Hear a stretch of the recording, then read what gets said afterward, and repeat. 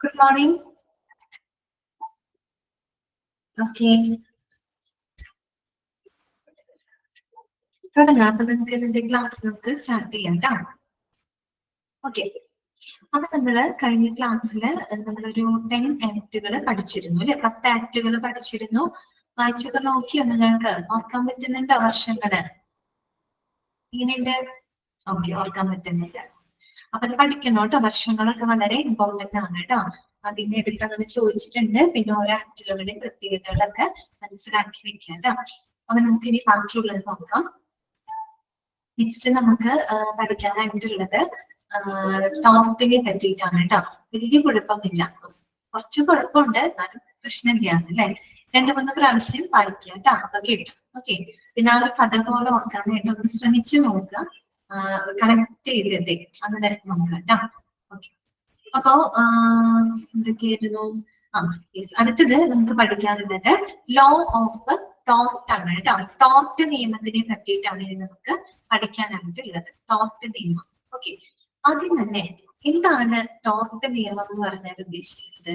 Tort നിയമം എന്ന് പറയുന്നത് മറ്റൊരാൾക്ക് അല്ലെങ്കിൽ അവരുടെ സ്വത്തിനാവാം അല്ലെങ്കിൽ അവരുടെ അവകാശങ്ങൾക്കാവാം ദോഷമോ പരിക്കോ ഉണ്ടാക്കുന്ന തെറ്റായ പ്രവൃത്തികള് അല്ലെങ്കിൽ ഒഴിവാക്കലുകള് ഇതെല്ലാം കൈകാര്യം ചെയ്യുന്ന സിവിൽ നിയമത്തിന്റെ ഒരു ശാഖയാണ് ഇത് ടോർട്ട് നിയമം എന്ന് പറയുന്നത്.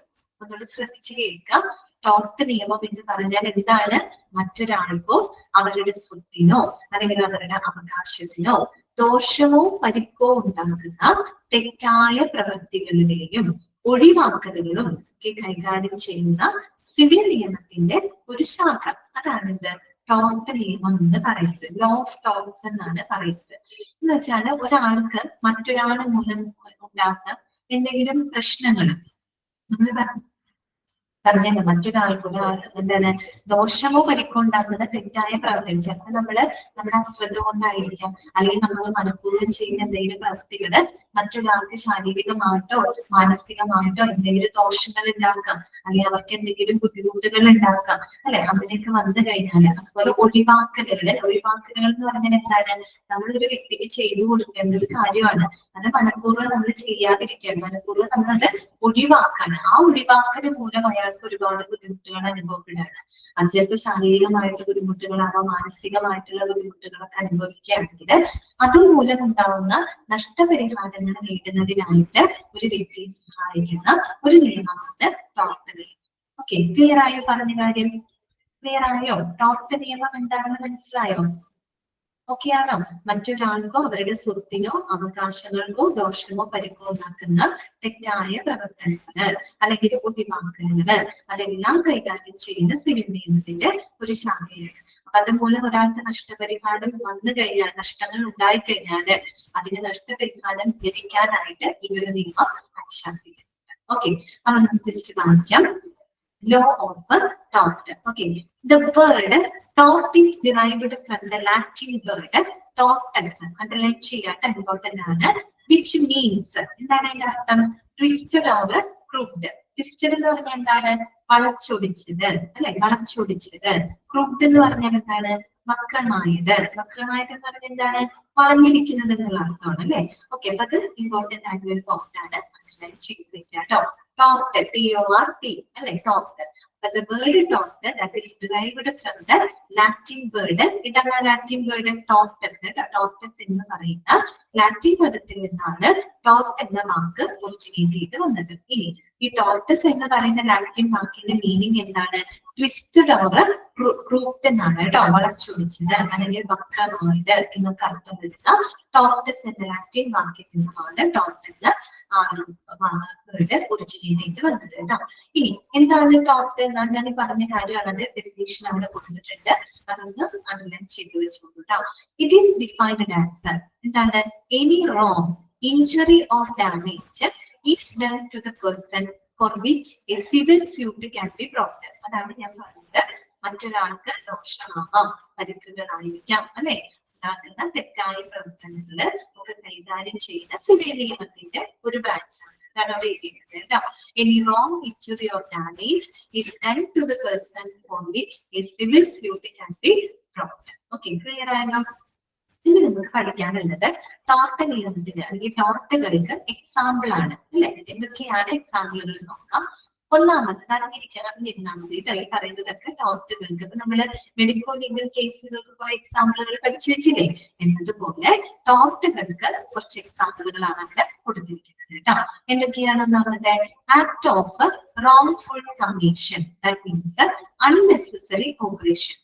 ഇതാണ് ആക്ട് ഓഫ് wrongful commission എന്ന് പറഞ്ഞാൽ തെറ്റായ പ്രവർത്തനങ്ങളാണ്. തെറ്റായ പ്രവർത്തനങ്ങൾ എന്ന് വെച്ചാൽ മറ്റൊരാൾക്ക് ബുദ്ധിമുട്ടുണ്ടാക്കുന്നത്, ദോഷമുണ്ടാക്കുന്ന, നമ്മൾ മനഃപൂർവ്വം ചെയ്യുന്നതാവാം, ചിലപ്പോൾ അശ്രദ്ധ കൊണ്ട് വരുന്നതും ആവാം അല്ലെ. അങ്ങനെയുള്ള തെറ്റായ പ്രവർത്തനം, അതിനെയാണ് അവിടെ ആക്ട് ഓഫ് wrongful commission എന്നതുകൊണ്ട് ഉദ്ദേശിക്കുന്നത്. എന്താണ് അതിന്റെ അർത്ഥം? അൺനെസസറി ഓപ്പറേഷൻസ് അല്ല, അനാവശ്യമായിട്ടുള്ള പ്രവർത്തനങ്ങൾ. അനാവശ്യമായ പ്രവർത്തനങ്ങൾ എന്ന് പറഞ്ഞാൽ ചിലപ്പോൾ മനഃപൂർവ്വം ചെയ്യുന്നതാവാം, ഒരാളെ ദ്രോഹിക്കണം എന്ന് വ്യക്തി ചെയ്യുന്ന കാര്യങ്ങളായിരിക്കും. അല്ലെങ്കിൽ ചിലപ്പോൾ നമ്മൾ അറിയാതെ നമ്മുടെ അശ്രദ്ധ മൂലം മറ്റൊരാൾക്ക് വരുന്ന പ്രശ്നങ്ങളായിരിക്കും കേട്ടോ. അപ്പൊ അതൊക്കെ എന്താണ് ആക്ട് ഓഫ് wrongful commission ഉദ്ദേശിക്കുന്നത്. അത് ടോപ്പിന് എക്സാമ്പിൾ ആണ് കേട്ടോ. രണ്ടാമത്തെ എന്താണ്? Act of omission. ഒമിഷൻ എന്ന് പറഞ്ഞാൽ എന്താണ്? ഒഴിവാക്കൽ പ്രവർത്തനങ്ങളാണ് അല്ലെ. അത് തന്നെ ഒഴിവാക്കൽ പ്രവർത്തനങ്ങളാണ്. ഒരു എക്സാമ്പിൾ പോലെ അവിടെ കൊടുത്തിട്ടുണ്ട്. Autopsy without obtaining consent. Autopsy എന്ന് പറഞ്ഞാൽ എന്താണ്? ഓട്ടോപ്സി എന്താണ്? പോസ്റ്റ്മോർട്ടം കേട്ടോ. അതാണ് പോസ്റ്റ്മോർട്ടം. ഓക്കെ, അതിനെയാണ് നമ്മൾ ഓട്ടോപ്സി എന്ന് പറയുന്നത് കേട്ടോ. ഓക്കെ, ബയോപ്സി അല്ല കേട്ടോ. മാറിപ്പോകരുത്. ഞാൻ ഏതൊരു ബാച്ചിൽ പറയുമ്പോൾ ഭയപ്പെട്ടത് ക്യാൻസറിന്റെ ടെസ്റ്റ് ആണെന്ന് എന്തോ പറഞ്ഞതല്ല. ഓട്ടോപ്സി എന്ന് പറഞ്ഞാല് പോസ്റ്റ്മോർട്ടം ആണ് കേട്ടോ. പോസ്റ്റ്മോർട്ടം വിത്തൗട്ട് ഒബ്റ്റെയിനിങ് കൺസെന്റ്, അതായത് നമ്മളൊരു വ്യക്തിയുടെ സമ്മതമില്ലാതെ നടത്തുന്ന പോസ്റ്റ്മോർട്ടം. ഒരു ആള് മരണപ്പെട്ട് കഴിഞ്ഞാല് അവരുടെ ക്ലൈൻസ് അല്ല അവരുടെ റിലേറ്റീവ്സിന്റെ സമ്മതമില്ലാതെ നമുക്ക് ആ ഒരു ബോഡി പോസ്റ്റ്മോർട്ടം ചെയ്യാനായിട്ട് പാടില്ല. അപ്പൊ നമ്മൾ ആ ഒരു കൺസെന്റ് ഒഴിവാക്കുന്നുണ്ട്. കൺസെന്റ് എടുക്കാതെ ഒരു വ്യക്തിയുടെ ബോഡി പോസ്റ്റ്മോർട്ടം ചെയ്യാണ്. അപ്പൊ അവിടെ കൺസെന്റ് വേണം എന്നുള്ളത് നിയമപരമായിട്ട് ആവശ്യമാണ്. പക്ഷെ ആ ഒരു ആവശ്യത്തിന് അവിടെ എന്ത് ചെയ്യാണ്? ഒഴിവാക്കണം. ഒമിറ്റ് ചെയ്തുകൊണ്ട്, അതായത് ഒഴിവാക്കിക്കൊണ്ട് നമ്മൾ ആ ഒരു വ്യക്തിയുടെ ബോഡി പോസ്റ്റ്മോർട്ടം ചെയ്യും അല്ലെ. അതെന്താണ്? ആക്ട് ഓഫ് ഒമിഷൻ ആണ് അല്ലെ. ഒഴിവാക്കൽ പ്രവർത്തനങ്ങളാണ്. അതുമൂലം അവരുടെ ബന്ധുജനങ്ങൾക്ക് അല്ലെങ്കിൽ മറ്റുള്ളവർക്ക് ബുദ്ധിമുട്ടുകൾ ഉണ്ടാക്കാം അല്ലെ. ഓക്കെ, എല്ലാത്തിന്റെ അൾട്ടിമേറ്റ് ഫലം എന്താണ്? ഒരാൾക്ക് ബുദ്ധിമുട്ട് ഉണ്ടാക്കുകയാണ്, അല്ലെങ്കിൽ അവർക്കൊരു പ്രശ്നങ്ങൾ ഉണ്ടാക്കുകയാണ്. അത് ഒരു എക്സാമ്പിൾ ആണ് ആക്ട് ഓഫ് ഒമിഷൻ, ഒഴിവാക്കൽ പ്രവർത്തനം. പിന്നെ എന്താണ്? നെഗ്ലിജൻസ് അല്ലെ. അതായത് പ്രത്യേകിച്ച് മെഡിക്കൽ നെഗ്ലിജൻസുകൾ അല്ലെ. മെഡിക്കൽ ഫീൽഡിൽ വരുന്ന അശ്രദ്ധകൾ മൂലം, അശ്രദ്ധ മൂലം ഒരുപാട് പ്രശ്നങ്ങൾ ഉണ്ടാവാറുണ്ട്. നമ്മള് ന്യൂസ് പേപ്പറിലൊക്കെ കണ്ടിട്ടുണ്ടാവും അല്ലെ. കണ്ടിട്ടില്ലേ? അതായത് സർജറി ഒക്കെ ചെയ്തിട്ട് അറിയാതെ കത്രിക അല്ലെങ്കിൽ എന്താ പറയാ നീഡിലൊക്കെ പേഷ്യന്റിന്റെ ബോഡിയിൽ വെച്ച് മറന്നു പോകുന്ന സിറ്റുവേഷൻ ഒക്കെ കണ്ടിട്ടില്ലേ? അതുമൂലം രോഗികൾ ബുദ്ധിമുട്ടാറുണ്ട് അല്ലെ. അതൊക്കെ മെഡിക്കൽ നെഗ്ലിജൻസ് മൂലം വരുന്നതാണ് അല്ലെ. എക്സാമ്പിൾ നോക്കിയേ. Swab or instrument in abdomen. Swab എന്ന് പറഞ്ഞാൽ എന്താ ഉദ്ദേശിക്കുന്നത്? തുണി, കോട്ടൺ എന്നൊക്കെ പറയും. പഞ്ഞി തുണികള്, കഷ്ണങ്ങൾ, അതൊക്കെയാണ് ഉദ്ദേശിക്കുന്നത്. Swab or instrument in abdomen, അതായത് ഈ സർജറി ഒക്കെ ചെയ്ത് കഴിഞ്ഞിട്ട് പേഷ്യന്റിന്റെ വയറിനടുത്തൊക്കെ ഇത്തരത്തിലുള്ള ഇൻസ്ട്രുമെന്റുകളൊക്കെ ഉപേക്ഷിച്ച് പോകുന്ന കേസുകളൊക്കെ നമ്മൾ കണ്ടിട്ടുണ്ട്. അതൊക്കെ എന്തിന് എക്സാമ്പിൾ ആണ്? മെഡിക്കൽ നെഗ്ലിജൻസ് ആണ് അല്ലെ. ഈ നെഗ്ലിജൻസ് മൂലം ആ പേഷ്യന്റ് ഒരുപാട് ബുദ്ധിമുട്ടും അല്ലെ. ആ ഒരു പേഷ്യന്റിന് എന്ത് സംഭവിക്കുകയാണ്? നമ്മുടെ അശ്രദ്ധ മൂലം അവർക്കൊരു ബുദ്ധിമുട്ടുകൾ സംഭവിക്കുകയാണ്. അപ്പൊ അതുമൂലം ഉണ്ടാകുന്ന നഷ്ടപരിഹാരം ഈ ഒരു നിയമപ്രകാരം നമുക്ക് എന്തെങ്കിലും കൊടുക്കേണ്ടതായിട്ട് വരും. ഓക്കെ, ക്ലിയർ ആയല്ലോ. അടുത്തത് എന്താണ്? Intentional interference. ഇന്റൻഷണൽ എന്ന് പറഞ്ഞാൽ എന്താണ്? ബോധപൂർവം നടത്തുന്ന ഇടപെടലുകൾ അല്ലെ. ബോധപൂർവം നടത്തുന്ന ഇടപെടൽ എന്ന് പറയുന്നത് തെറ്റായ ഇടപെടലുകൾ അല്ലെ. അതിന്റെ ഫലം എന്തായിരിക്കും? ബ്രാക്കറ്റിൽ കൊടുത്തിട്ടുണ്ട്. It leads to mental or physical disturbances അല്ലെ. നമ്മൾ ബോധപൂർവം നടത്തുന്ന ചില തെറ്റായ ഇടപെടലുകൾ അത് മറ്റുള്ള വ്യക്തികൾക്ക് ശാരീരികമായിട്ടും മാനസികമായിട്ടും ഒക്കെ ബുദ്ധിമുട്ടുകൾ ഉണ്ടാക്കിയേക്കാം അല്ലെ. ഓക്കെ, അതിപ്പോ മെഡിക്കൽ ഫീൽഡിന് മാത്രം വെച്ച് പറയല്ല കേട്ടോ, ഏത് അവസ്ഥയിലും അത് ഉൾപ്പെടും കേട്ടോ. പിന്നെ വരുന്നതാണ് ഇത് invasion of the right of privacy. ഇതാണ് invasion of the right of privacy. അതായത് സ്വകാര്യതയിലേക്കുള്ള കടന്നുകയറ്റം അല്ലെ. ഒരു വ്യക്തിയുടെ സ്വകാര്യതയിലേക്കുള്ള കടന്നുകയറ്റം. നമുക്കറിയാം റൈറ്റ് ടു പ്രൈവസി എന്ന് പറയുന്നത് നമ്മുടെ ഫണ്ടമെന്റൽ റൈറ്റ് ആണ് ശരിക്കും. സ്വകാര്യതയ്ക്കുള്ള അവകാശം എന്ന് പറയുന്നത് നമ്മുടെ മൗലിക അവകാശമാണ്. എല്ലാ വ്യക്തികൾക്കും അവരുടേതായ ഒരു പ്രൈവസി ഉണ്ട് അല്ലെ. അപ്പൊ അത്തരം പ്രൈവസിയിലേക്ക് കടന്നു ചെയ്തുകൊണ്ട് അല്ലെ അവരുടെ പ്രൈവസിനെ നശിപ്പിക്കാന്ന് പറയുന്നത് അവർക്ക് ദോഷം ഉണ്ടാക്കുന്നതിന് തുല്യമാണ് അല്ലെ. മാനസികമായിട്ട് ബുദ്ധിമുട്ടുകൾ ഉണ്ടാക്കുന്നതിന് തുല്യമാണ്. അതും എന്തിന് എക്സാമ്പിൾ ആണ്, ടോപ്പിന് എക്സാമ്പിൾ ആണ്. അതാണ് അവിടെ പറഞ്ഞത് കേട്ടോ. Invasion of the right of privacy. Invasion എന്ന് പറഞ്ഞാൽ എന്താണ്? കടന്നു കയറ്റം കേട്ടോ. Invasion of the right of privacy, സ്വകാര്യതയ്ക്കുള്ള അവകാശത്തിന്റെ മേലുള്ള കടന്നുകയറ്റം അല്ലെ. പിന്നെ അടുത്തത് ഏതാണ്? Breach of professional secrecy. Breach of professional secrecy, എന്തെങ്കിലും പ്രൊഫഷണൽ രഹസ്യങ്ങളുടെ ലംഘനം അല്ലെ. ഇപ്പൊ നമ്മള് ഏതെങ്കിലും ഒരു പ്രൊഫഷണലിനോട് വളരെ രഹസ്യമായിട്ട് സൂക്ഷിക്കേണ്ട ഒരു കാര്യമാണ് അല്ലെ, വളരെ രഹസ്യാത്മകമായിട്ട് സൂക്ഷിക്കേണ്ട കാര്യങ്ങൾ അനധികൃതമായിട്ട് അവര് പുറത്തോട്ട് വെളിപ്പെടുത്തുകയാണ് അല്ലെ. അതെന്താണ്? ബ്രീച്ച് ആണ്. ബ്രീച്ച് എന്ന് പറഞ്ഞാൽ എന്താണ്? ലംഘനം എന്നുള്ള അർത്ഥമാണ് അല്ലെ. ബ്രീച്ച് ഓഫ് പ്രൊഫഷണൽ സീക്രസി, പ്രത്യേകിച്ച് ഒരു മെഡിക്കൽ പ്രൊഫഷനിൽ ആ ഒരു എന്താ പറയാ പേഷ്യന്റിന്റെ പ്രൈവസി വളരെ സീക്രട്ട് ആക്കി വെക്കണം, അവരുടെ കോൺഫിഡൻഷ്യാലിറ്റി എപ്പോഴും ഉറപ്പുവരുത്തേണ്ടതുണ്ട്. അപ്പൊ അതുകൊണ്ട് നമ്മളൊരു പ്രൊഫഷനിൽ ഏൽപ്പിച്ചിരിക്കുന്ന രഹസ്യാത്മകമായിട്ടുള്ള ചില വിവരങ്ങള് അനധികൃതമായിട്ട് അവര് പുറത്തേക്ക് എന്ത് ചെയ്യാണ്? റിവീൽ ചെയ്യണം. അത് ഇതിന് സാധാരണ ഈ പറയുന്ന ബ്രീച്ച് ഓഫ് പ്രൊഫഷണൽ സീക്രസി കേട്ടോ. അടുത്തത് എന്താണ്? ബാറ്ററി. ബാറ്ററി എന്ന് പറഞ്ഞാൽ ഉദ്ദേശിക്കുന്നത് നമ്മള് നിയമവിരുദ്ധമായിട്ടൊക്കെ ചെയ്യുന്ന ശാരീരികമായിട്ടുള്ള ആക്രമണങ്ങളാണ് കേട്ടോ. ബാറ്ററി എന്നതുകൊണ്ട് അതാണ് ഉദ്ദേശിക്കുന്നത് കേട്ടോ. ബാറ്ററി എന്ന വാക്കിന് അങ്ങനെയും കൂടെ ഒരു മീനിങ് ഉണ്ട് കേട്ടോ. നിയമവിരുദ്ധമായിട്ട് ചെയ്യുന്ന ശാരീരികമായിട്ടുള്ള ആക്രമണങ്ങള്, അതൊക്കെ ബാറ്ററിയുടെ ഒരു ബാറ്ററി എന്നാണ് എനിക്ക് പറഞ്ഞത് കേട്ടോ. നോക്കാം, ഒരു എക്സാമ്പിൾ അവിടെ പറഞ്ഞിട്ടുണ്ട്. Surgeon going beyond the limit of patient's consent. അതായത് ഒരു രോഗിയുടെ സമ്മതത്തിന്റെ പരിധിക്ക് അപ്പുറത്തേക്ക് സർജൻസ് ചെയ്യുന്ന ചില ഓപ്പറേഷൻസുകള്, അതൊക്കെ എന്താണ്? ബാറ്ററിയാണ് അല്ലെ. അതായത് ശരിക്കും പറഞ്ഞു കഴിഞ്ഞാല് ഒരു രോഗിക്ക് എന്ത് പ്രൊസീജിയർ നമ്മൾ ചെയ്യുകയാണെങ്കിൽ അവരുടെ സമ്മതം ആവശ്യമാണ് അല്ലെ. അപ്പൊ അവരുടെ സമ്മതമില്ലാതെ അവരുടെ സമ്മതത്തിന്റെ പരിധിക്ക് അപ്പുറത്തേക്ക് ചിലപ്പോൾ സർജന്മാർ ചെയ്യുന്നവരുടെ സർജറികൾ, ഇപ്പൊ പണ്ട് കാലങ്ങളിലൊക്കെ എന്തുണ്ടായിരുന്നു? ഈ സർജറിക്കൊക്കെ കയറ്റിയ പേഷ്യൻസിനൊക്കെ കിഡ്നി അടിച്ചു മാറ്റുക, അല്ലെങ്കിൽ ഓർഗനൊക്കെ അടിച്ചു മാറ്റുന്ന ഒരു കാലഘട്ടം അങ്ങനെ ഉണ്ടായിട്ടുണ്ട് കേട്ടോ. ഈ അവയവ മാഫിയകളൊക്കെ ഉണ്ടായിരുന്ന ഒരു കാലഘട്ടം ഉണ്ടായിരുന്നു. അപ്പൊ അതൊക്കെ എന്താണ്? രോഗി അറിയുന്നില്ല, അയാളുടെ സമ്മതത്തിനപ്പുറത്തേക്ക് നടത്തുന്ന ചില എന്താണ് ആക്രമണങ്ങളാണ് കേട്ടോ. അതാണ് ബാറ്ററി എന്നതുകൊണ്ട് ഉദ്ദേശിക്കുന്നത്. ക്ലിയർ ആയോ പറഞ്ഞത്? ക്ലിയർ ആയോ? ഇതൊക്കെ എന്തിന് എക്സാമ്പിൾ ആണ്? ഇതിന്റെ എക്സാമ്പിൾ ആണ് ബാറ്ററി. ബാറ്ററി എന്ന് പറയുമ്പോൾ അറിയാലോ, ശാരീരിക ആക്രമണങ്ങളാണ് കേട്ടോ. നിയമപരമായിട്ട് നിയമവിരുദ്ധമായിട്ട് നടത്തുന്ന ആക്രമണങ്ങൾ, അത് ഫിസിക്കൽ കോണ്ടാക്ട്, ഏത് തരത്തിലുള്ള ആക്രമണങ്ങളും ആകാം കേട്ടോ. ശാരീരിക ആക്രമണം എന്ന് പറയുമ്പോൾ ഏത് ടൈപ്പ് ഓഫ് ആക്രമണങ്ങളും അതിനകത്ത് പെടുന്നുണ്ട് കേട്ടോ. ഓക്കെ, ഇതൊക്കെ ടോപ്പിന് എക്സാമ്പിൾ ആണ്. അടുത്തത് എന്താണ്?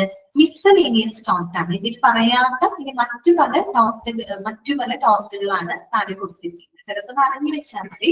എന്തൊക്കെയാണ് മറ്റു പലതെന്ന് പറയുന്നത്? ഏതൊക്കെയാണ്? ന്യൂയിസെൻസസ്, ശല്യങ്ങള്. ന്യൂയിസെൻസസ് എന്ന് പറഞ്ഞാൽ എന്താണ്? ഇൻകൺവീനിയൻസ് ടു പബ്ലിക്, പ്രത്യേകിച്ച് പബ്ലിക്കിന് എന്താണ് അസൗകര്യം ഉണ്ടാകുന്ന ചില ശല്യങ്ങൾ, പബ്ലിക് ന്യൂയിസെൻസ് എന്നൊക്കെ നമുക്ക് പറയാറില്ലേ. അതിപ്പോ എന്ത് വേണമെങ്കിൽ ആളുകളുടെ ചില ആളുകളായിരിക്കാം, അല്ലെങ്കിൽ ചില ശബ്ദങ്ങളായിരിക്കും. ഹോസ്പിറ്റലിന്റെ പരിസരം എന്ന് പറയുന്നത് എന്തായിരിക്കണം? വളരെ സൈലന്റ് ആയിരിക്കും. സൈലന്റ് എന്ന് പറഞ്ഞു കഴിഞ്ഞാൽ അധികം എന്താണ് ഒരു നോയ്സ് പാടില്ല അല്ലെ.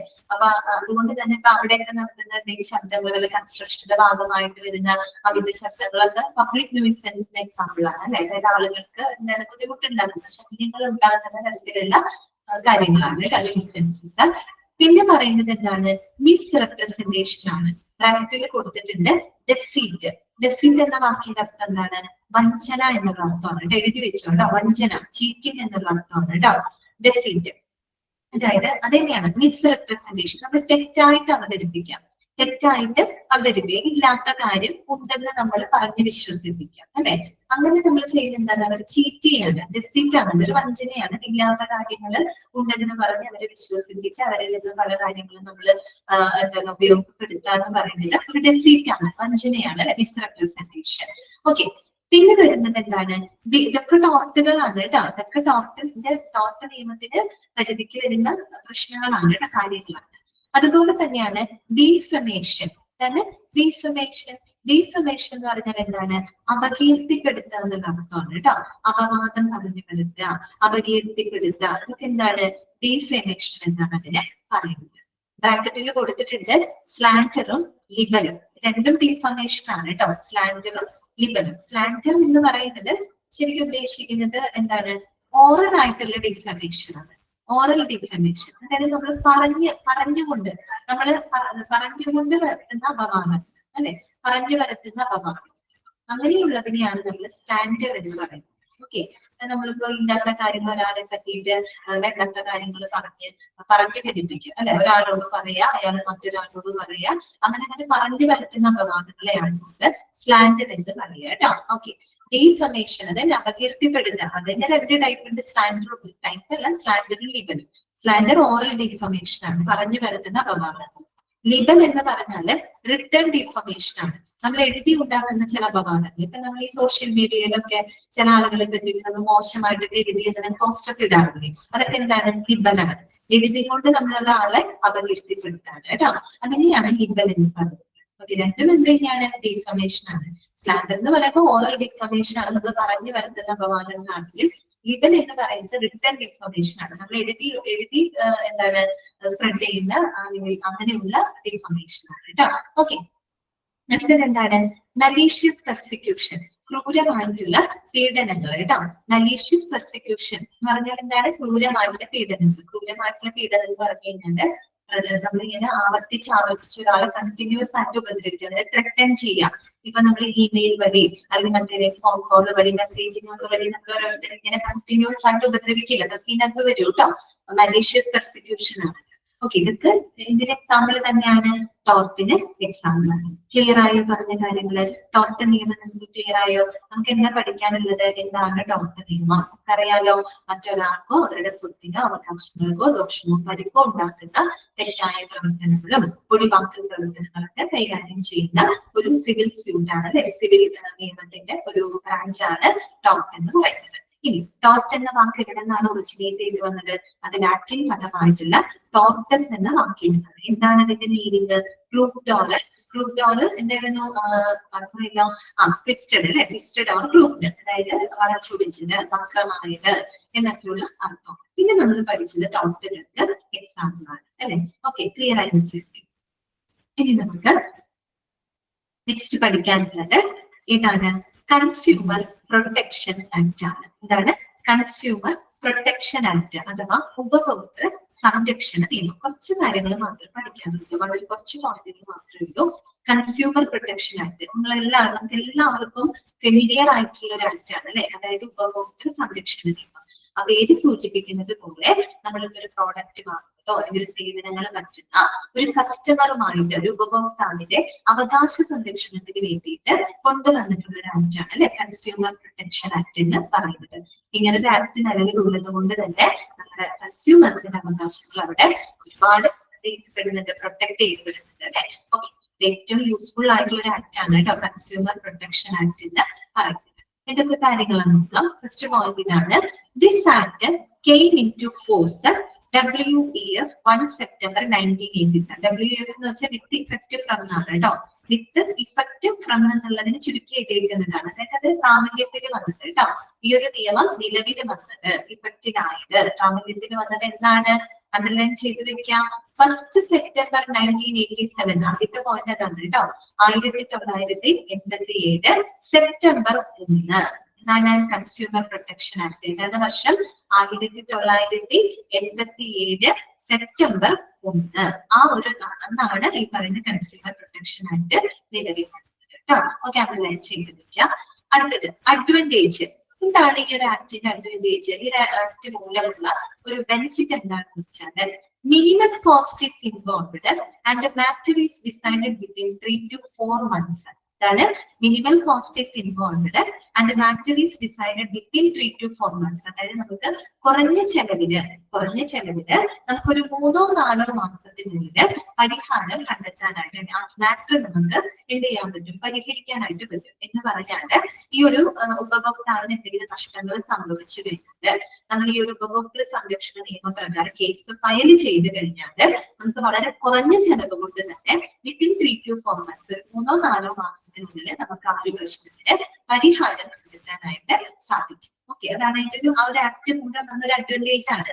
എന്തെങ്കിലും ഉപഭോക്താവിന് നഷ്ടം വന്നു കഴിഞ്ഞാൽ നമുക്ക് ഈ ഒരു ആക്ട് പ്രകാരം എന്ത് ചെയ്യാം, കേസ് ഫയൽ ചെയ്യാവുന്നതാണ്. അപ്പൊ അതിന് നമുക്ക് കുറഞ്ഞ ചെലവേ വേണ്ടി വരുന്നുള്ളൂ. ഓക്കെ, കുറഞ്ഞ ചെലവിന് നമുക്ക് വിത്തിൻ 3 to 4 months 3-4 മാസങ്ങൾക്കുള്ളിൽ ആ ഒരു നഷ്ടപരിഹാരം നമുക്ക് എന്ത് ചെയ്യുന്നു, ലഭിക്കുന്നുണ്ട്. അതൊരു അഡ്വാൻറ്റേജ് ആണ് കേട്ടോ, ഈ ഒരു ആക്ടിന്റെ അഡ്വാൻറ്റേജ് ആണ്. ഇനി ഈ ഒരു ആക്ട് പ്രകാരം എന്തൊക്കെ പ്രശ്നങ്ങൾക്കാണ് നമുക്കൊരു സംരക്ഷണം ലഭിക്കുന്നത് എന്നാണ് അവിടെ പറയുന്നത് കേട്ടോ. നോക്കാം, it provides redressal for the defective goods, deficient service, unfair trade practices. ഇതൊക്കെ ഒന്ന് അണ്ടർലൈൻ ചെയ്ത് വെക്കാം കേട്ടോ. കൺസ്യൂമറിന്റെ പ്രൊട്ടക്ഷന് വേണ്ടിയിട്ടുള്ള ആക്ട് ആണ് അല്ലെ. അതുകൊണ്ട് ഇത് ഇതിനൊക്കെ സംരക്ഷണം കൊടുക്കുന്നുണ്ട്. ഇറ്റ് പ്രൊവൈഡ്സ് ദ റിഡ്രസൽ എന്ന് വെച്ചാൽ പരിഹാരം കൊടുക്കുന്നത് എന്തിനൊക്കെയാണ്, ഫോർ ഡിഫക്റ്റീവ് ഗുഡ്സ് അല്ലെ. അതായത് ഇപ്പൊ നമ്മൾ പൈസ കൊടുത്ത് കസ്റ്റമർ എന്ന് പറഞ്ഞാൽ നമ്മൾ പൈസ കൊടുത്ത് നമ്മളൊരു പ്രോഡക്റ്റ് വാങ്ങുന്ന വ്യക്തി മാത്രമല്ല, ഏതെങ്കിലും ഒരു സർവീസ് ലഭിക്കുന്ന വ്യക്തി അല്ലെ. സർവീസും നമുക്ക് അതിൽ നിന്ന് ലഭിക്കുന്നുണ്ട് അല്ലെ. അപ്പൊ നമുക്ക് ലഭിക്കുന്ന ഗുഡ്സില് ഡിഫക്റ്റ് ഉണ്ടാവാം അല്ലെ. അതായത് എന്തെങ്കിലും അപാകതകൾ ഉണ്ടാവാം, അല്ലെങ്കിൽ എന്തെങ്കിലും പ്രശ്നങ്ങളുള്ള ഗുഡ്സുകൾ ലഭിക്കാം. അതുപോലെ ഡെഫിഷ്യന്റ് സർവീസിന്റെ കാര്യം പറയുകയാണെങ്കിൽ നമുക്ക് ഒരു മോശമായിട്ടുള്ള സേവനങ്ങൾ ലഭിക്കാം. അതുപോലെ അൺഫെയർ ട്രേഡ് പ്രാക്ടീസസ്, അന്യായമായിട്ടുള്ള വ്യാപാര സമ്പ്രദായങ്ങൾ, ഉപഭോക്താവിന്റെ സ്വാതന്ത്ര്യത്തിനെ പരിമിതപ്പെടുത്തുന്ന രീതിയിൽ അന്യായമായിട്ടുള്ള വ്യാപാര സമ്പ്രദായങ്ങൾ നടത്തുക അല്ലെ. ഇതൊക്കെ എന്താണ്, കൺസ്യൂമറിന് വരുന്ന ബുദ്ധിമുട്ടുണ്ടാകുന്ന, നഷ്ടങ്ങൾ ഉണ്ടാകുന്ന കാര്യങ്ങളാണ് അല്ലെ. അപ്പൊ ഇത്തരം പ്രശ്നങ്ങൾക്കുള്ള പരിഹാരം നമുക്ക് ഈ ആക്ട് മൂലം എന്ത് ചെയ്യാൻ പറ്റും, കണ്ടെത്താനായിട്ട് സാധിക്കും. അത്രയും മനസ്സിലായില്ല നിങ്ങൾക്ക്. അപ്പൊ കൺസ്യൂമർ പ്രൊട്ടക്ഷൻ ആക്ട് അഥവാ CPA എന്നാണ് പറയാ കേട്ടോ. ചിലപ്പോൾ ക്വസ്റ്റ്യൻ പേപ്പറിനകത്ത് CPA എന്ന് കാണുമ്പോൾ CPA ആക്ട് ഇതിന്റെ ആക്ട് ആണെന്ന് വിചാരിക്കുന്നത് കേട്ടോ. എന്താണത്, കൺസ്യൂമർ പ്രൊട്ടക്ഷൻ ആക്ട് ആണ്. എന്നാണ് പറഞ്ഞത്, 1987 September.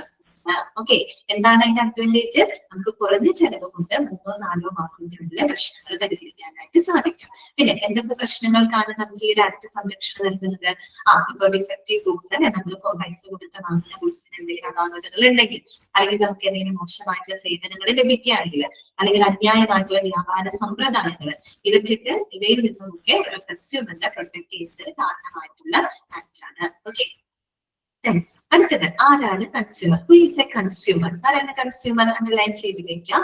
A person who hires any services for any considerations. അങ്ങനെ തന്നെ ചോദിച്ചിട്ടുണ്ട് കേട്ടോ. എന്താണ് കൺസ്യൂമർ എന്ന് പറഞ്ഞാല്, A person who hires any services for any considerations. ഇവിടെ എനി കൺസിഡറേഷൻ എന്ന് പറയുമ്പോൾ പരിഗണന എന്നുള്ള അർത്ഥത്തിലല്ല ഇവിടെ പറയുന്നത്. നമ്മള് പേയ്മെന്റ് കൊടുത്തുകൊണ്ട്, എനി കൺസിഡറേഷൻ എന്ന് പറയുമ്പോൾ നമ്മള് എന്തെങ്കിലും പേയ്മെന്റുകൾ കൊടുത്തുകൊണ്ട് ഒരു സേവനങ്ങൾ പറ്റുന്ന അല്ലെങ്കിൽ സേവനങ്ങൾ സ്വീകരിക്കുന്ന വ്യക്തി, അതിനെയാണ് നമ്മൾ എന്ത് പറയുന്നത്, ഉപഭോക്താവ് എന്ന് പറയുന്നത്. അതാണ് അതിന്റെ അർത്ഥം. A person who hires any services for any consideration. That means നമ്മൾ എന്തെങ്കിലും പേയ്മെന്റുകൾ കൊടുത്തുകൊണ്ട് സേവനങ്ങൾ കൈപ്പറ്റുന്ന വ്യക്തിയാണ് കൺസ്യൂമർ എന്ന് പറയുന്നത്. ഓക്കെ, ക്ലിയർ ആണല്ലോ. ഇനി അടുത്തത് ഡെഫിഷ്യൻസി, അഭാവങ്ങൾ അല്ലെ. ഇത് വേറൊന്നുമല്ല അവിടെ ഉദ്ദേശിക്കുന്നത്. ഈ നേരത്തെ പറഞ്ഞ അതേ കാര്യം തന്നെ. എന്തൊക്കെ ഡെഫിഷ്യൻസികൾക്ക്, എന്തൊക്കെ അഭാവങ്ങൾക്ക് നമുക്ക് ഒരു ആക്ട് പ്രകാരം കേസ് ഫയൽ ചെയ്യാവുന്നതാണ്. നേരത്തെ പഠിച്ചില്ല, അത് തന്നെയാണ് അവിടെ കേട്ടോ.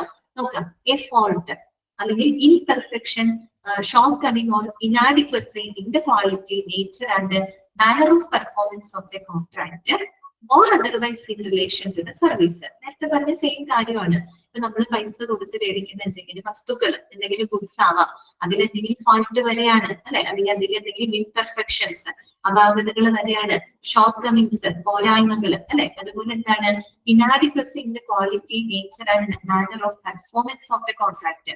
നമ്മൾ വാങ്ങുന്ന ഉൽപ്പന്നത്തിന് ക്വാളിറ്റിയില് അല്ലെങ്കിൽ അതിന്റെ നേച്ചർ ഓഫ് പെർഫോമൻസ് അല്ലെ, അതിന്റെ പ്രകടനത്തിന് എന്തെങ്കിലും കുറവുകൾ വരരുത്. നമ്മൾ എന്തെങ്കിലും പൈസ കൊടുത്തൊരു ഇലക്ട്രോണിക് എക്യുപ്മെന്റ് വാങ്ങാണ് കടയിൽ നിന്ന്, അപ്പൊ അവര് നമ്മളോട് ഗ്യാരണ്ടി ചെയ്യുന്നത് എത്ര 5 സ്റ്റാർ റേറ്റിംഗ് ഉണ്ട്, 5 സ്റ്റാർ പെർഫോമൻസ് ഉള്ള എക്യുപ്മെന്റ് ആണെന്നൊക്കെ പറഞ്ഞ് നമ്മൾ മേടിക്കുന്നു, നമ്മൾ അത് വീട്ടിൽ കൊണ്ടുവയ്ക്കുന്നു. പക്ഷെ നമ്മൾ ഉപയോഗിച്ച് തുടങ്ങിയപ്പോൾ എന്താണ് അതിന് അവര് പറഞ്ഞ എത്ര, അവര് ഗ്യാരണ്ടി ചെയ്തത്ര പെർഫോമൻസ് ആ എക്യുപ്മെന്റിന് ഇല്ല.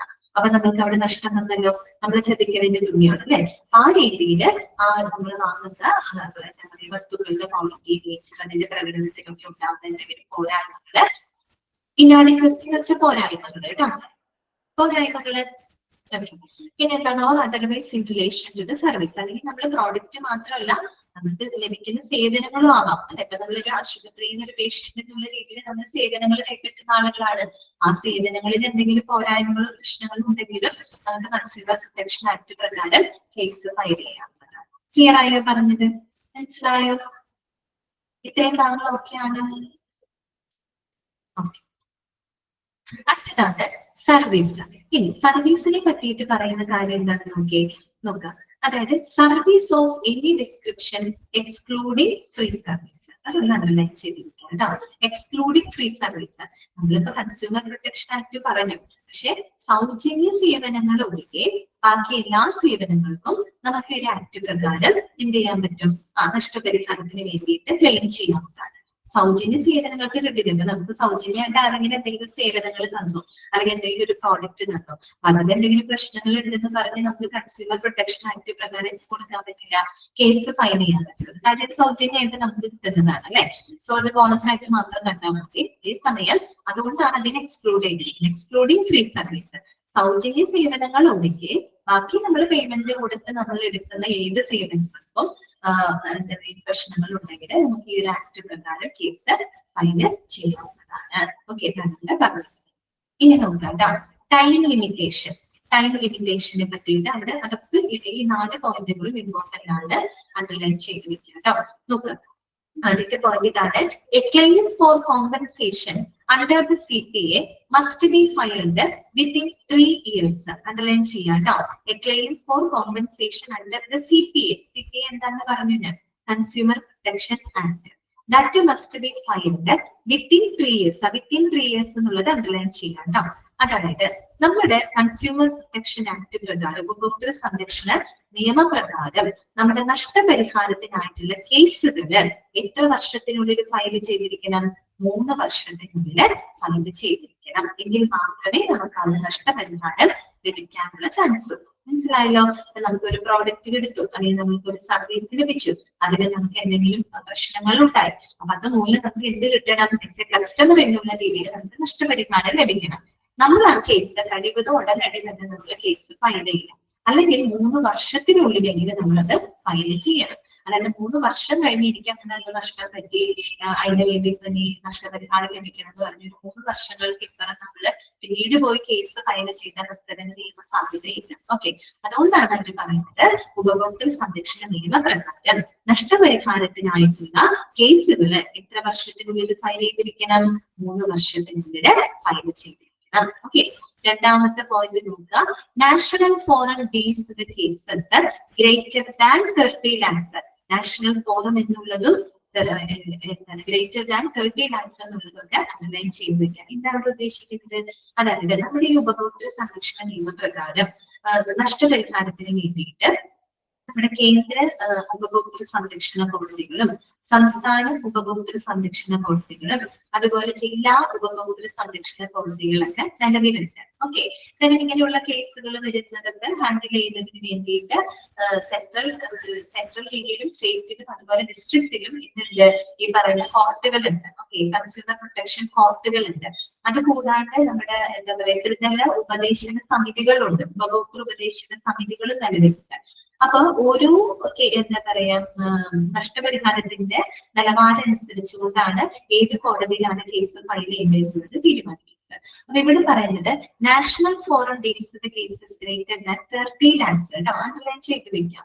അതായത് 30 ലക്ഷത്തിനും 30 ലക്ഷത്തിന് മുകളിലൊക്കെ വരുന്ന കേസുകളിലെ അത്രയും തുകയൊക്കെ നഷ്ടപരിഹാരം ലഭിക്കേണ്ട കേസുകളിലെ അതൊക്കെ എവിടെ കൈകാര്യം ചെയ്യാം? നാഷണൽ ഫോറത്തിലാണ്. എന്ന് പറഞ്ഞാൽ നമ്മുടെ കേന്ദ്ര ഉപഭോക്തൃ സംരക്ഷണ കോടതികളിലെ അവിടെയാണ് ഈ ഒരു റേഞ്ച്, അതായത് 30 ലക്ഷമോ അതിൽ കൂടുതലോ ഉള്ള നഷ്ടപരിഹാരത്തിനൊക്കെയുള്ള ഈ പറയുന്ന കേസുകള് നാഷണൽ ഫോറത്തിലാണ് കൈകാര്യം ചെയ്യുന്നത് കേട്ടോ.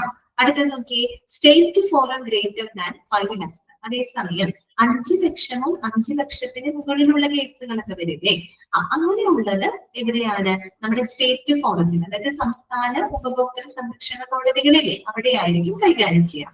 ഇനി district forum up to 5 lakhs, 5 ലക്ഷം വരെയുള്ള നഷ്ടപരിഹാര കേസുകളാണെങ്കിൽ അത് ജില്ലാ ഉപഭോക്തൃ സംരക്ഷണ കോടതിയിലായിരിക്കും കൈകാര്യം ചെയ്യുക. ഇപ്പൊ പറഞ്ഞ് മനസ്സിലായോ? അപ്പൊ നോക്കാം, 30 ലക്ഷം അതിന് കൂടുതലുള്ള നഷ്ടപരിഹാര കേസുകളൊക്കെ ആണെങ്കിൽ കേന്ദ്ര ഉപഭോക്തൃ സംരക്ഷണ കോടതിയിലും, 5 ലക്ഷമോ അതിന് മുകളിലുള്ളതോ, അതിന് മുകളിൽ എന്ന് പറയുമ്പോൾ നേരത്തെ പറഞ്ഞ 30 ലക്ഷം വരെയുള്ള കേസുകൾ അല്ലെ, 5 to 30 വരെയുള്ള കേസുകളാണെങ്കിൽ സ്റ്റേറ്റ് ഫോറത്തിലായിരിക്കും.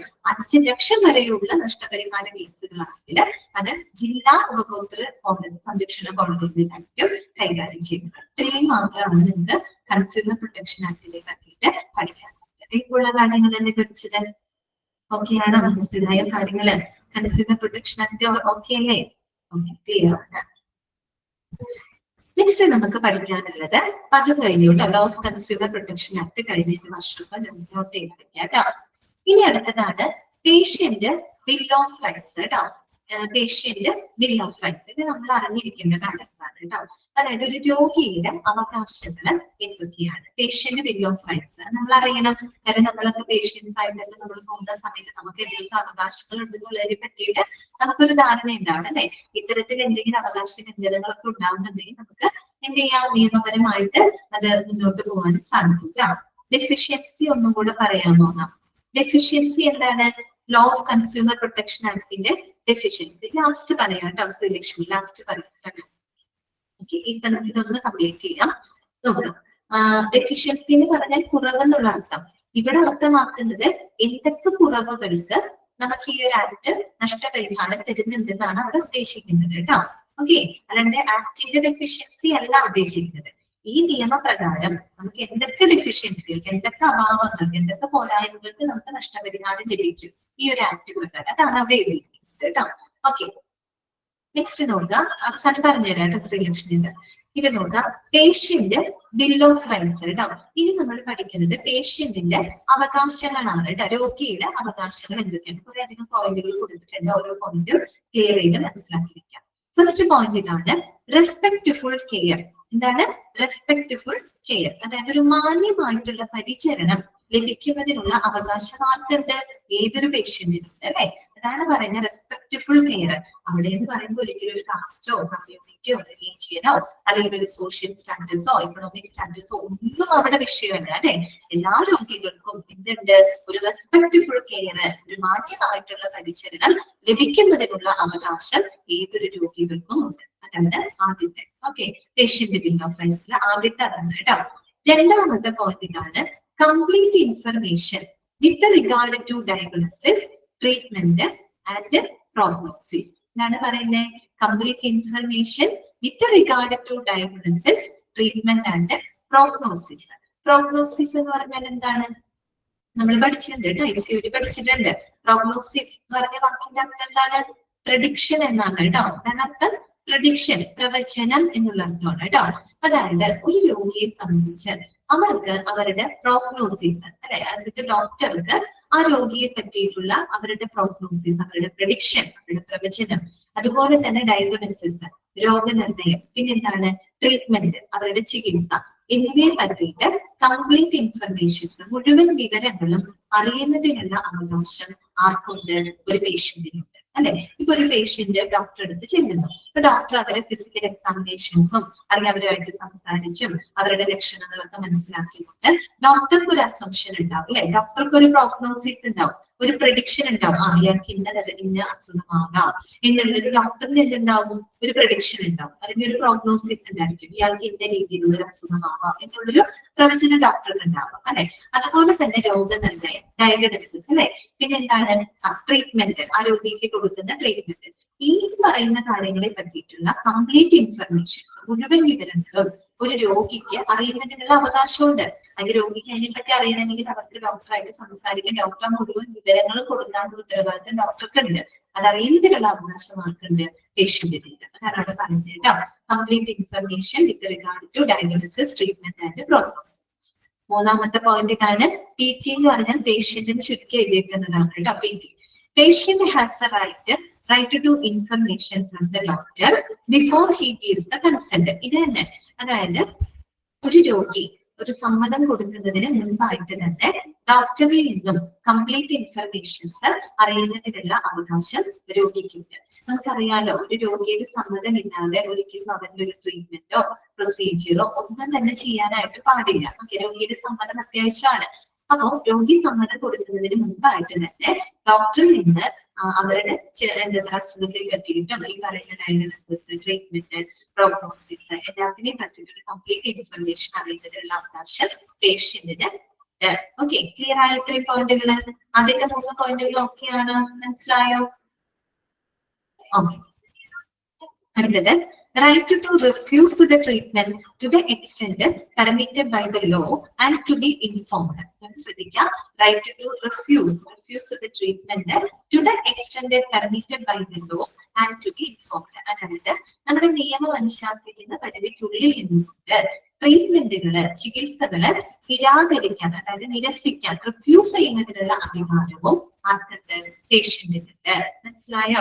നിയമം അനുശാസിക്കുന്ന പരിധിക്കുള്ളിൽ നിന്നുകൊണ്ട് ഒരു ട്രീറ്റ്മെന്റ്, ഒരു ചികിത്സ വേണ്ടാന്ന് വെക്കാൻ, നിരസിക്കുന്നതിനുള്ള അവകാശവും പേഷ്യന്റിനുണ്ട്.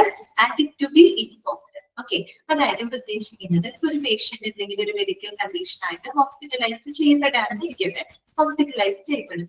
അവിടെ ചെല്ലുമ്പോൾ ഡോക്ടർ അവർക്ക് ഒരു സർജറി റെക്കമെൻഡ് ചെയ്യാണ്. പേഷ്യന്റിന് ഒരു സർജറി റെക്കമെൻഡ് ചെയ്യാണ് ഡോക്ടർ. അപ്പോ ഈ രോഗിക്ക് താല്പര്യമില്ലെങ്കിൽ, ഈ രോഗിക്ക് ആവശ്യമില്ലെങ്കിൽ, ഈ രോഗിക്ക് അത് താല്പര്യമില്ല എന്നുണ്ടെങ്കിൽ ആ ഒരു സർജറി വേണ്ടാന്ന് വെക്കുന്നതിനുള്ള അവകാശം ആ ഒരു പേഷ്യന്റിനുണ്ട്. ആരും അതിന് വേണ്ടി അവരെ നിർബന്ധിക്കില്ല. അവർക്ക് താല്പര്യമില്ല, പേഷ്യന്റിന് അത് കേട്ട് അവർക്ക് അത്ര താല്പര്യമില്ല എങ്കിൽ, അവർക്ക് ഇൻട്രസ്റ്റഡ് അല്ല എന്നുണ്ടെങ്കിൽ അത് നിരസിക്കുന്നതിനുള്ള ഒരു റൈറ്റ് പേഷ്യന്റിനുണ്ട്. അതോടൊപ്പം ടു ബി ഇൻഫോംഡ്, അവരെ അറിയിക്കണം. അവരെ അറിയിക്കാന്ന് വെച്ച് കഴിഞ്ഞാല് ഒരു ഡോക്ടർക്ക് അവർ ഈ പറയുന്ന ഇപ്പൊ സർജറി റെക്കമെൻഡ് ചെയ്യുമ്പോൾ ആ സർജറിനെ പറ്റിയിട്ടും അതിന്റെ ബെനിഫിറ്റുകളെ പറ്റിയിട്ടും ഇനി അതിന്റെ ചില പൊട്ടൻഷ്യൽ റിസ്കുകളെ പറ്റിയിട്ടും അതുപോലെ സർജറി അല്ലാതെ മറ്റെന്തെങ്കിലും ആൾട്ടർനേറ്റീവ് ആയിട്ടുള്ള ട്രീറ്റ്മെന്റ് പ്ലാനുകളൊക്കെ ഉണ്ടെങ്കിൽ അതിനെ പറ്റിയിട്ടുള്ള കംപ്ലീറ്റ് ഇൻഫർമേഷൻ അറിയിക്കുന്നതിനുള്ള, അല്ലെങ്കിൽ ഒരു ഡോക്ടർക്ക് പേഷ്യന്റിനെ അറിയിക്കാനുള്ള ഉത്തരവാദിത്വമുണ്ട് കേട്ടോ. അതാണ് അവിടെ ഉദ്ദേശിക്കുന്നത്, to be informed.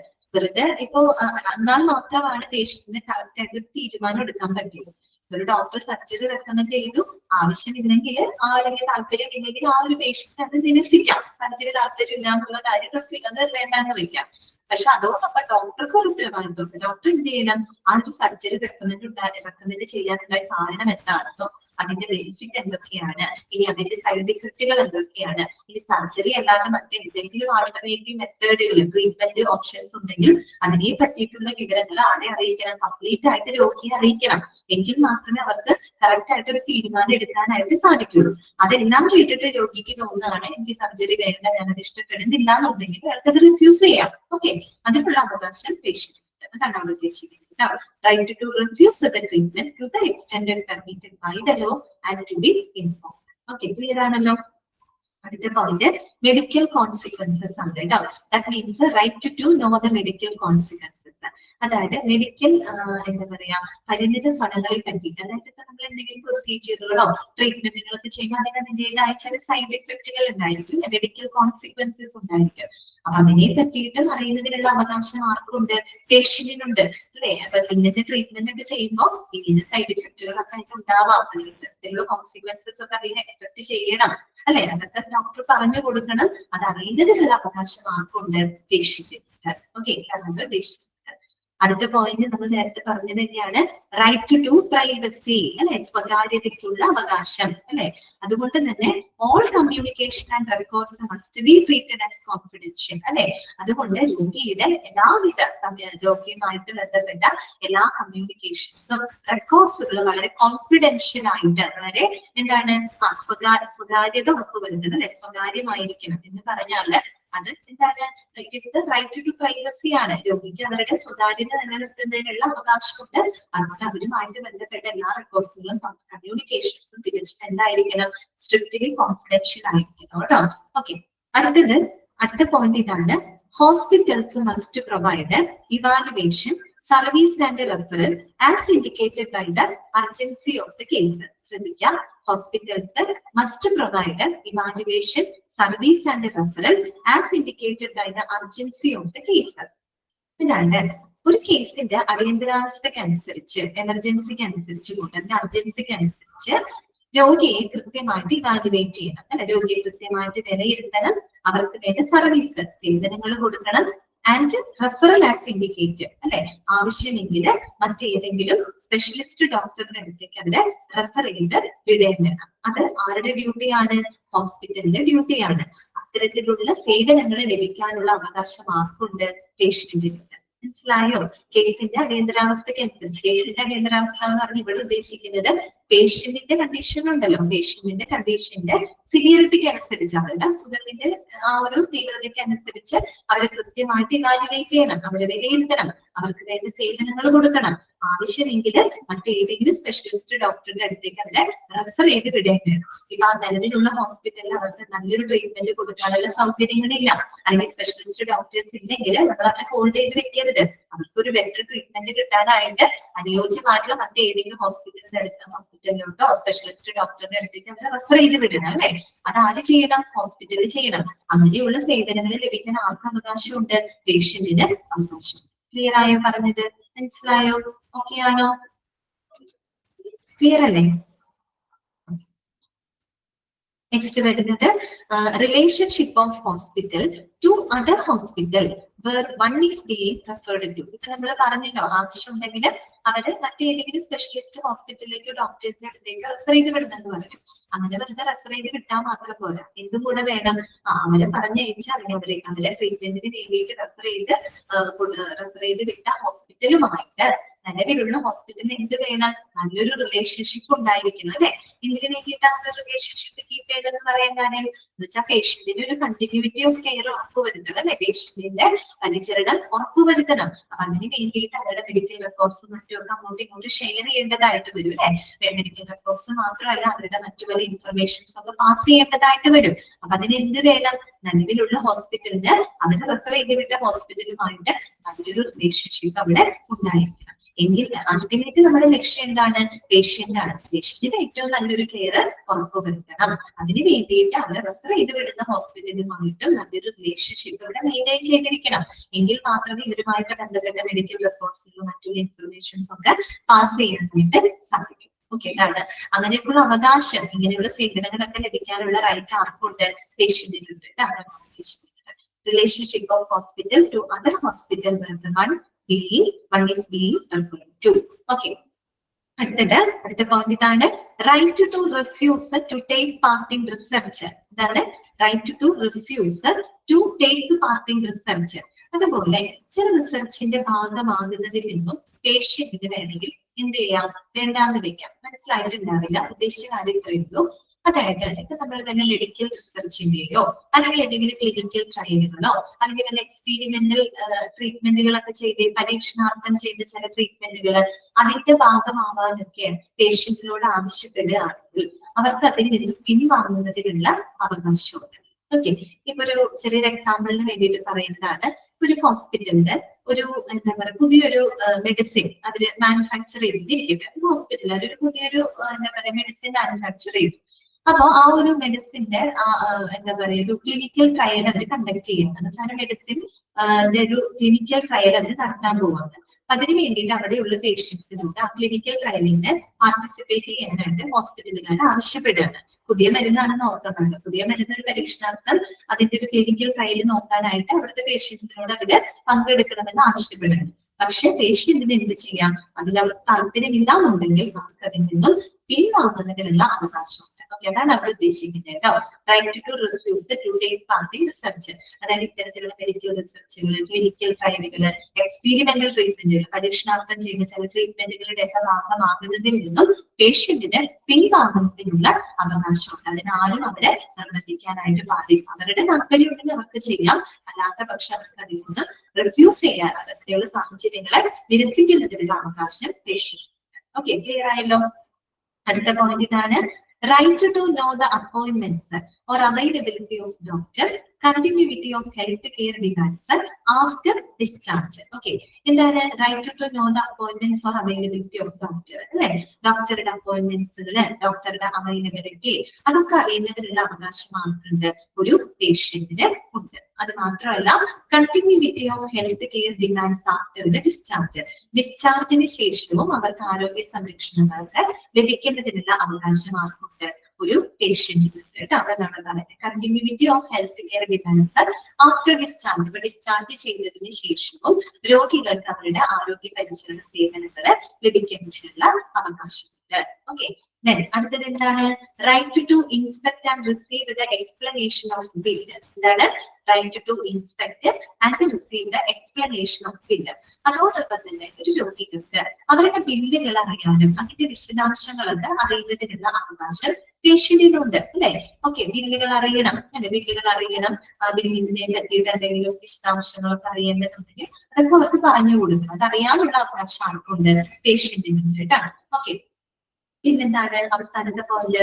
Right to hospital rules അല്ലെ, ഹോസ്പിറ്റലിലെ നിയമങ്ങൾ അറിയുന്നതിനുള്ള അവകാശമുണ്ട്. അതായത് ഇപ്പൊ ഒരു രോഗിക്ക് നല്ലൊരു ഹെൽത്ത് കെയർ ലഭിക്കണം, ആരോഗ്യ പരിചരണം ലഭിക്കുന്നതിന് വേണ്ടിയിട്ട് ഒരു ആശുപത്രിയിലോട്ട് പോകുന്ന സമയത്ത് ആ ആശുപത്രിയിൽ നല്ലൊരു പരിചരണം ലഭിക്കുന്നതിനായിട്ട് എന്തൊക്കെ പോളിസികളുണ്ട്, എന്തൊക്കെ പ്രൊസീജിയറുകളുണ്ട്, എന്തൊക്കെ റൂൾസ് ആൻഡ് റെഗുലേഷൻസ് ഉണ്ട്, അതിനെ പറ്റിയിട്ട് അറിയുന്നതിനുള്ള അവകാശം പേഷ്യന്റ് ഉണ്ട്. അവിടുത്തെ വിസിറ്റിംഗ് അവേഴ്സ് എപ്പോഴാണ് അറിയണ്ടേ? അതൊക്കെ ഹോസ്പിറ്റൽ റൂളുകളുടെ ഭാഗമാണ്. വിസിറ്റിംഗ് അവേഴ്സ് എപ്പോഴാണ്, അതുപോലെ പേയ്മെന്റ് പോളിസികൾ, ഇപ്പൊ ഒരു ഹെൽത്ത് ഇൻഷുറൻസ് ഒക്കെ എടുത്തിട്ടുണ്ടെങ്കിൽ അല്ലെങ്കിൽ അതിന്റെ പേയ്മെന്റ് പോളിസി എങ്ങനെയാണ്, ക്യാഷ് ആയിട്ട് കൊടുക്കണോ, അത് ഇൻഷുറൻസ്, അതൊക്കെ അറിയുന്ന, അതൊക്കെ എന്നൊക്കെയായിട്ട് ഹോസ്പിറ്റലിൽ അതിന്റേതായ ചില റൂൾസ് ആൻഡ് റെഗുലേഷൻസ് ഒക്കെ ഉണ്ടാവും അല്ലെ. അതിനെ പറ്റിയൊക്കെ അറിയുന്നതിനുള്ള അവകാശം പേഷ്യന്റ്. ഇത്രയും നമ്മൾ പറഞ്ഞത് പേഷ്യന്റിന്റെ ബിൽ ഓഫ് റൈറ്റ്സ് ആണ് കേട്ടോ, പേഷ്യന്റിന്റെ അവകാശങ്ങളാണ്. ഓക്കെ ആണോ? മനസ്സിലായ പോയിന്റുകൾ ക്ലിയർ ആണോ? ഓക്കെ ആണോ? ഇത് ഇമ്പോർട്ടന്റ് ആണോ? ഇമ്പോർട്ടന്റ് ആണ്, ഇമ്പോർട്ടന്റ് ആണ് കേട്ടോ. നിങ്ങളോട് ചോദിക്കാം, which among the following is included in the patient bill of rights അല്ലെ. ഏതാണ് തന്നിരിക്കുന്നവയില് പേഷ്യന്റിന്റെ ബിൽ ഓഫ് റൈറ്റ്സിൽ ഉൾപ്പെടുന്നത് ഏതാണ്? അപ്പൊ ഇതിൽ ഉൾപ്പെടാത്ത ഏതെങ്കിലും സംഭവങ്ങൾ എടുത്തു തരും. അപ്പൊ ഇത് പഠിച്ചാലല്ലേ നിങ്ങൾക്ക് അത് അറിയാൻ പറ്റുള്ളൂ, ഐഡന്റിഫൈ ചെയ്യാൻ പറ്റും കേട്ടോ. ഓക്കെ, ക്ലിയർ ആണല്ലോ. ഇനി നമുക്ക് പഠിക്കാനുള്ളത് എന്താണ്? Miscellaneous act that can be applied to hospitals. നമ്മൾ കുറെ ആക്ടുകളാണ് ഇതിനകത്ത് പഠിക്കുന്നത്. ആദ്യം നമ്മൾ കുറെ 10 ആക്ടുകളൊക്കെ പഠിച്ച്, ജനറൽ ആക്ടുകളൊക്കെ പഠിച്ച്, പിന്നെ നമ്മൾ ലോ ഓഫ് കൺസ്യൂമർ പ്രൊട്ടക്ഷൻ ആക്ടിനെ പറ്റി പഠിച്ചു അല്ലെ. ഇനി നമുക്ക് പഠിക്കാനുള്ളത് കുറച്ച് പല ആക്ടുകളാണ് കേട്ടോ. അതാണ് ഉദ്ദേശിക്കുന്നത്. Miscellaneous act that can be applied to hospitals. ഹോസ്പിറ്റൽസിലും നമുക്ക് അപ്ലൈ ചെയ്യാൻ സാധിക്കുന്ന മറ്റ് ആക്ടുകളെ പറ്റിയിട്ടാണ് കേട്ടോ.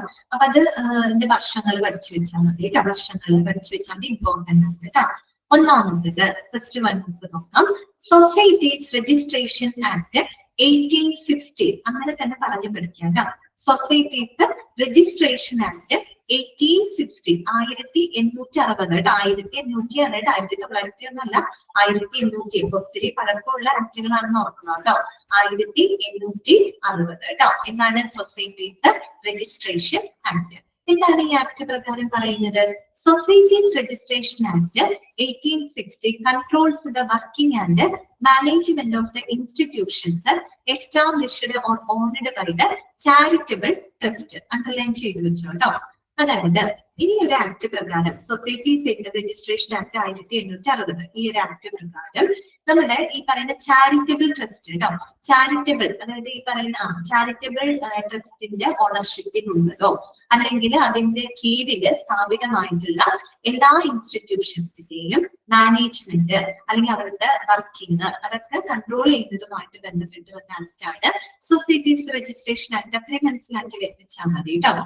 ചാരിറ്റബിൾ ട്രസ്റ്റിന്റെ ഓണർഷിപ്പിലുള്ളതോ അല്ലെങ്കിൽ അതിന് കീഴിൽ പ്രവർത്തിക്കുന്ന ഇൻസ്റ്റിറ്റ്യൂഷൻ, ആ ഇൻസ്റ്റിറ്റ്യൂഷൻ എന്ന് പറയുമ്പോൾ എന്തൊക്കെയാവാം?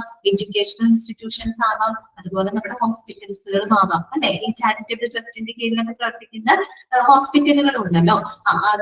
നമ്മളിവിടെ ചിന്തിക്കുമ്പോൾ ഹോസ്പിറ്റൽ വെച്ച് ചിന്തിച്ചാൽ മതി. ഹോസ്പിറ്റൽ മാത്രമല്ലാണ്ട് ഏത് ഇൻസ്റ്റിറ്റ്യൂഷൻ വേണമെങ്കിൽ ആവാം, എഡ്യൂക്കേഷൻ ഇൻസ്റ്റിറ്റ്യൂഷൻ ഒക്കെ ആവാം കേട്ടോ. ഓക്കെ, ഇവര് ഇത്രയും പറയുന്നുള്ളൂ. ചാരിറ്റബിൾ ട്രസ്റ്റിന്റെ കീഴില് അല്ലെങ്കിൽ അതിന്റെ ഉടമസ്ഥതയിലോ അല്ലെങ്കിൽ അതിന്റെ കീഴിൽ സ്ഥാപിതമായിട്ടുള്ള ഏതൊരു ഇൻസ്റ്റിറ്റ്യൂഷന്റെ വർക്കിംഗ് അല്ലെങ്കിൽ അവിടുത്തെ മാനേജ്മെന്റിന്റെ കൺട്രോൾ ചെയ്യുന്നതുമായിട്ട് ബന്ധപ്പെട്ട് വന്ന ആക്ടാണ് സൊസൈറ്റീസ് രജിസ്ട്രേഷൻ ആക്ട് 1860. ഓക്കെ, അത് പ്രകാരം all hospitals in the voluntary sector or non-government organizations in the medical care field should be registered under this act. Under which act?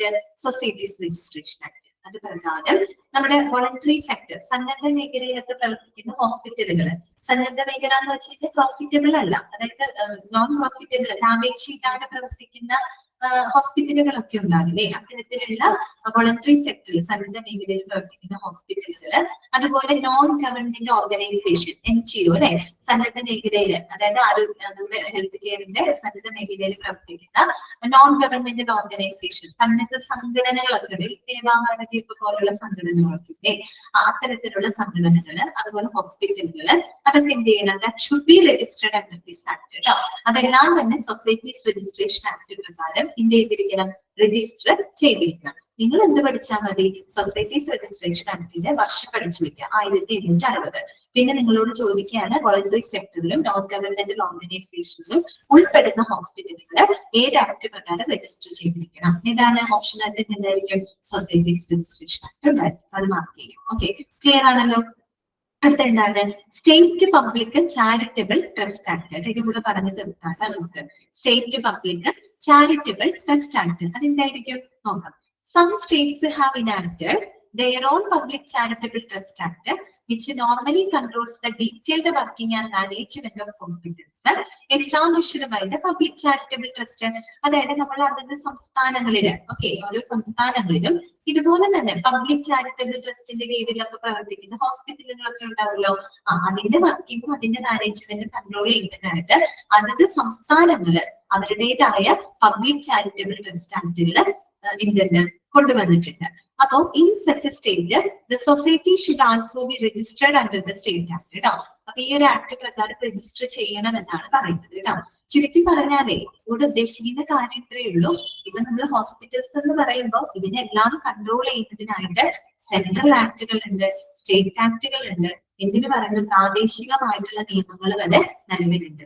ഈ പറയുന്ന നിയമങ്ങളൊക്കെ പ്രകാരം കൃത്യമായിട്ട് രജിസ്റ്റർ ചെയ്ത് പ്രവർത്തിക്കണം അല്ലെ. ഇപ്പൊ ഒരു ഹോസ്പിറ്റലിൽ പ്രവർത്തിക്കാൻ എന്ന് പറയുമ്പോൾ അതിന് സെൻട്രൽ ആക്ടുകൾ രജിസ്റ്റർ ചെയ്യണം, അത് പ്രകാരം പ്രവർത്തിക്കണം. അതുപോലെ ആ ഒരു ഹോസ്പിറ്റലിൽ പ്രവർത്തിക്കുന്ന സംസ്ഥാനങ്ങൾ ഉണ്ടെങ്കിൽ സംസ്ഥാനത്തിൻ്റെതായ കുറെ നിയമങ്ങൾ ഉണ്ടാവും, അതും അവിടെ പാലിക്കണം. പോരാത്തതിന് ആ ഒരു ഹോസ്പിറ്റലിൽ സ്ഥിതി ചെയ്യുന്ന പ്രാദേശികമായിട്ടുള്ള നിയമങ്ങൾ ഉണ്ടെങ്കിൽ അതും അവിടെ പാലിക്കണം. അങ്ങനെ എല്ലാ ആക്ടുകൾക്കും നിയമവിധേയമായതുകൊണ്ട് വേണം ഓരോ ഹോസ്പിറ്റലിലും പ്രവർത്തിക്കാൻ.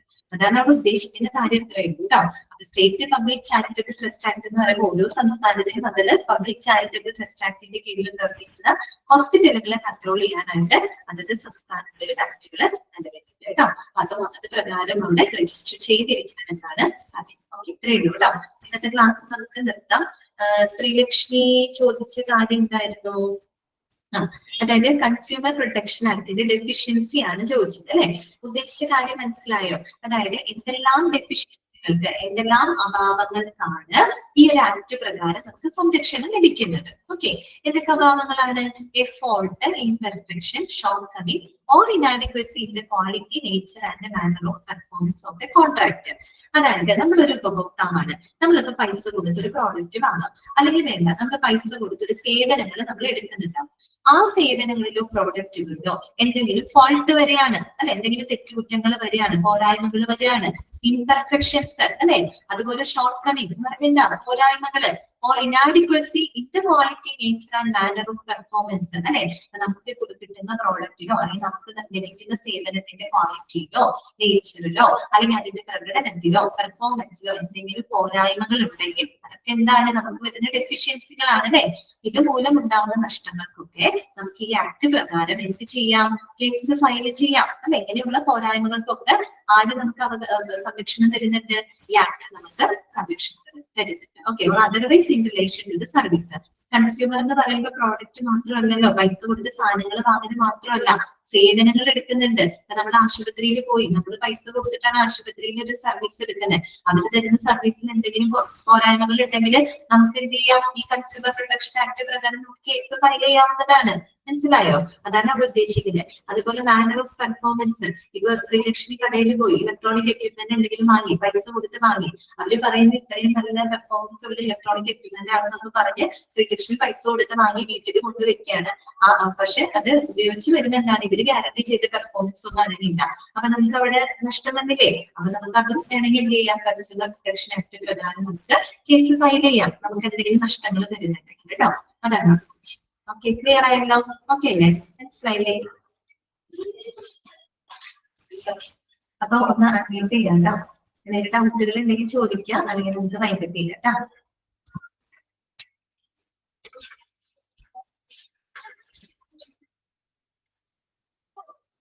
നമ്മൾ ടോർട്ട് നിയമം പഠിച്ചു, കൺസ്യൂമർ പ്രൊട്ടക്ഷൻ ആക്ട് പഠിച്ചു, പേഷ്യന്റിന്റെ bill of rights, societies registration act 1860. ഇത്രയും വരെയാണ് നമ്മൾ പഠിച്ചത് കേട്ടോ. ബാറ്ററി എന്ന് പറഞ്ഞു കഴിഞ്ഞാല് എന്താണ്, നിയമവിരുദ്ധമായിട്ടൊക്കെ ചെയ്യുന്ന ശാരീരിക ആക്രമണങ്ങളാണ് കേട്ടോ.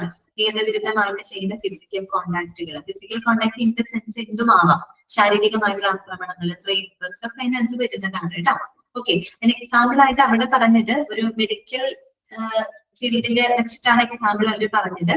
എന്തായിരുന്നു, surgeon going beyond the limit of patient's consent. നമ്മുടെ രോഗിയുടെ സമ്മതത്തിന് അപ്പുറത്തേക്ക് ചെയ്യുന്ന സർജറികൾ അല്ലെ.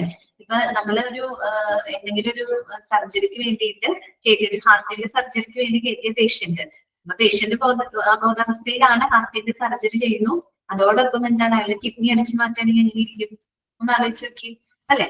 അപ്പൊ ഹാർട്ടിന്റെ ഓപ്പറേഷന് കൺസെന്റ് കൊടുത്തിട്ടുണ്ട്, പക്ഷെ അതിന്റെ ഇടയ്ക്ക് എന്ത് ചെയ്യാണ്, ഒരു കിഡ്നി അടിച്ചു മാറ്റാമെന്ന് വിചാരിക്കും. അപ്പൊ എന്തായി, ഒരു ബാറ്ററിയാണ് അല്ലെ. അതായത് പേഷ്യന്റിന്റെ സമ്മതത്തിന് അപ്പുറത്തേക്ക് ചെയ്യുന്ന ചില സർജറികൾ എക്സാമ്പിളിന് വേണ്ടി പറഞ്ഞതാണ് കേട്ടോ. ഓക്കെ, ഇതൊക്കെ എന്താണ്, ക്രൂരമായിട്ടുള്ള മീൻസ് തെറ്റായിട്ടുള്ള പ്രവൃത്തികളാണ് അല്ലെ. ഇന്റൻഷണൽ ഇന്റർഫറൻസ് എന്ന് പറഞ്ഞാൽ എന്താണ്, ബോധപൂർവം നടത്തുന്ന ഇടപെടലുകൾ കേട്ടോ. നമ്മൾ മനഃപൂർവ്വം ഒരാളെ ദ്രോഹിക്കണം എന്ന് വിചാരിച്ച് നമ്മൾ എന്തെങ്കിലും ചെയ്യില്ലേ, അതുപോലെ അയാൾക്ക് ബുദ്ധിമുട്ടുണ്ടാവില്ലേ, അതാണ് ഉദ്ദേശിക്കുന്നത് കേട്ടോ. ക്ലിയർ ആയല്ലോ? അപ്പൊ നമുക്ക് ഇന്നത്തെ ക്ലാസ് വൈൻഡപ്പ് ചെയ്യാം കേട്ടോ. Okay, thank you.